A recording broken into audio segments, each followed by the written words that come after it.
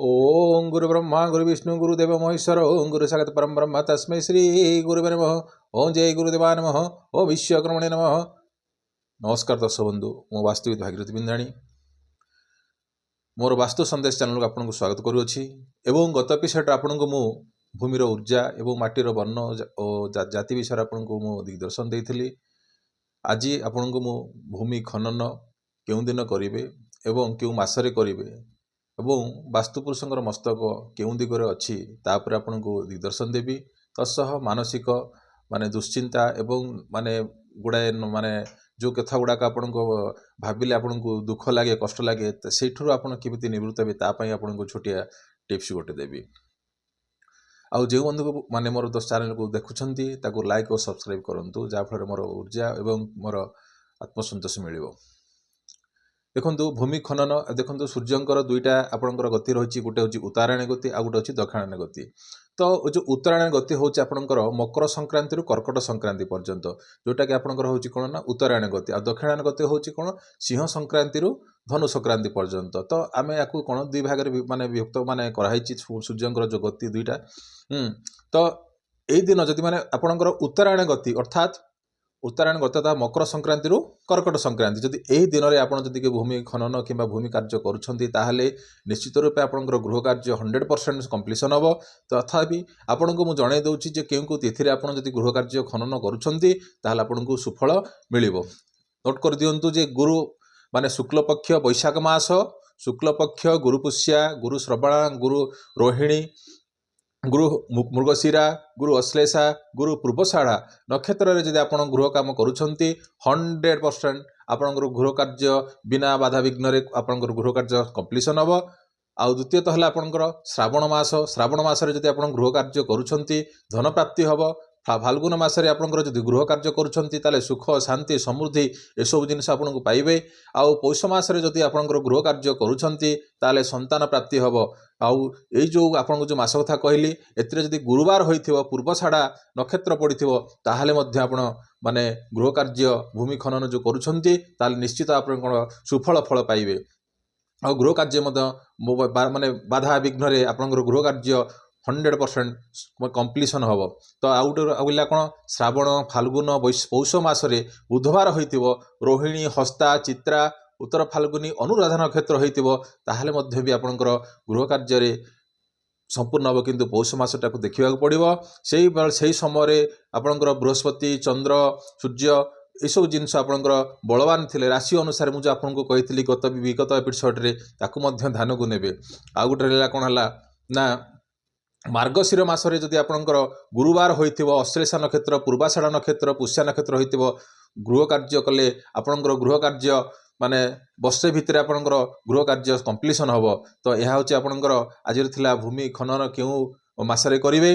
तथापि आपको आज बुझे दूची जे केउ मास अनुसार भूमि खनन करेंगे आउ आरंभ करेंगे। यहाँ हूँ गोटे भूमि तो खनन करेंगे केउठारु आरंभ करेंगे।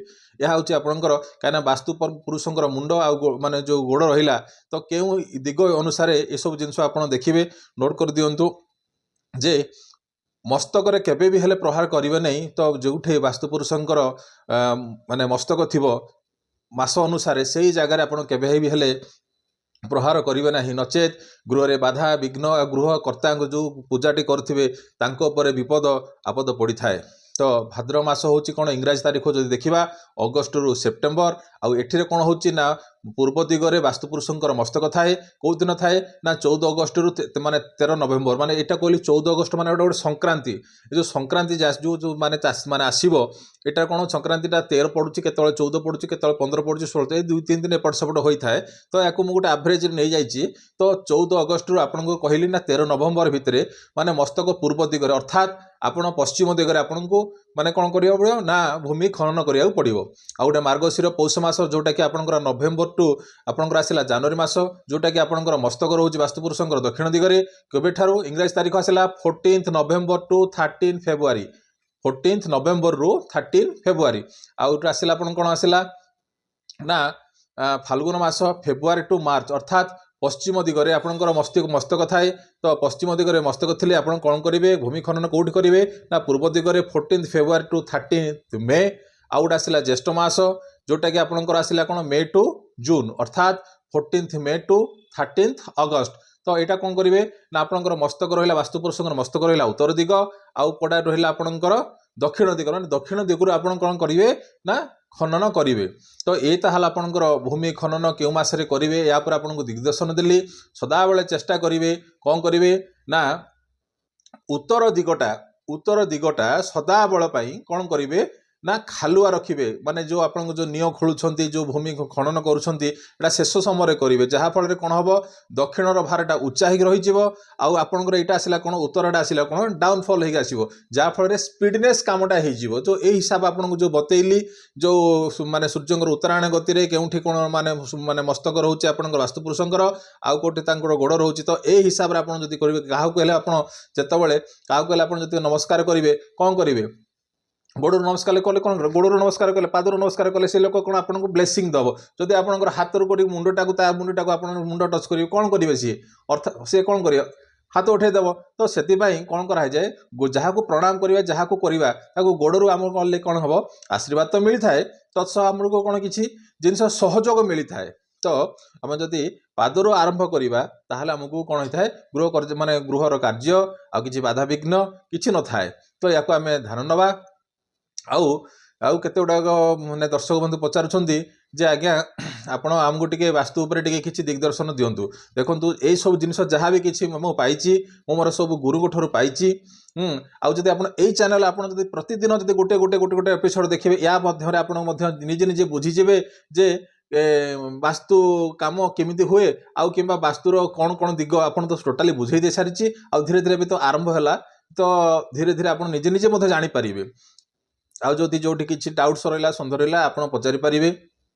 जो मोर जो वास्तु संदेश चैनल रे मोर गुरुंकर प्रमोद कुमार पंडांकर बहुत हाथ रही आउ मोर किछि माने माने बड़ बड़ जो माने रही मोर ता ऊपर ठू से सब से ब्लेसिंग रही जहाँफल आप सामुखे आज आपको ये सब जिन आपको हो पारुछि।